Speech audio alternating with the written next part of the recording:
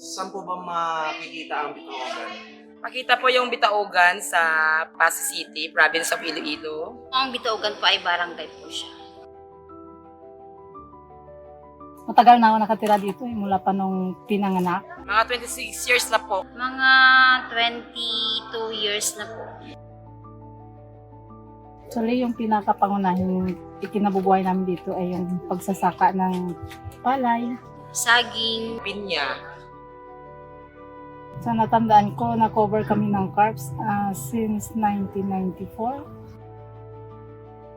Kung sa issue lang, ang dami naming issue eh. Kasi number one, una-una yung CLOA namin, walang perma ng Registry of Deeds. Sa pagkakaalam namin, yung mapa mas malaki kaysa sukat ng mother title.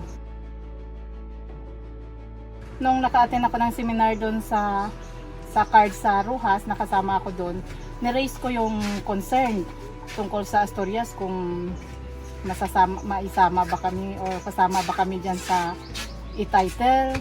Yun pala, na-discover ko na hindi signed yung aming CCCLOA sa Asturias. Nag-uusap lang na na magkasundo lang, huwag mag-away kasi hindi pa naman titulado kasi itong yung lupa eh. Pinag-uusapan na lang ng mahinahon.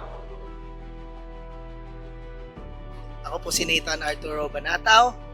Kami po ay 4th year student po ng social work sa UP Diliman. Yung card po, nakilala po namin yung card kasi matagal na po talaga silang partner ng UP Diliman with regards po sa pagtanggap ng interns. Ako po si Louis J. Lagidao.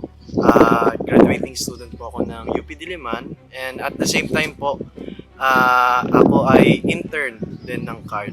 Nakilala po namin ang CARD nung mga around second week po ng February, kung saan nagkaroon po kami ng mga orientation and pagpakilala na rin po ng community kung saan madedeploy po kami. So simula po ng around third week or fourth week po ng February, na-deploy na po kami dito sa may Iloilo, specifically po dito sa Pasig City, Barangay Bitaogan. Under po siya ng Asturias Sugar Central Land Holdings po. 30 years na pong di nagagalaw yung lupa at wala po silang mga titulo.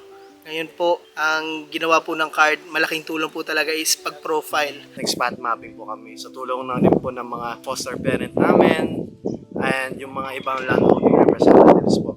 Nag-lot-plotting na rin po kami para sa validation po ng mga ASPs and mga CLOAs po. After po tayo nakapag-ayad, nagkaroon po ng commitments. So, sa after 30 years po na hindi po gumagalaw, makakapag-update na po sila sa kung ano yung mga maaaring gawin na tulong dito sa Asturias Sugar Central.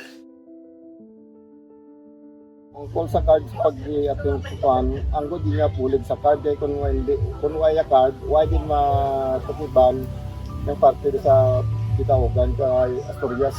Sobrang laki ng naitulong ng mga interns, lalong-lalo na sa pagkuha ng mga datos ng mga ERBs, pag-mapa validation.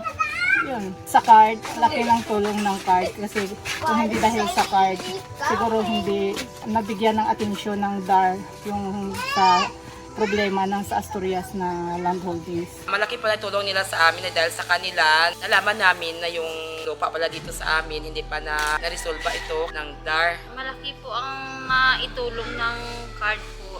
Naiintindihan po yung mga parte sa lupa. Naliliwanagan na po yung mga tao.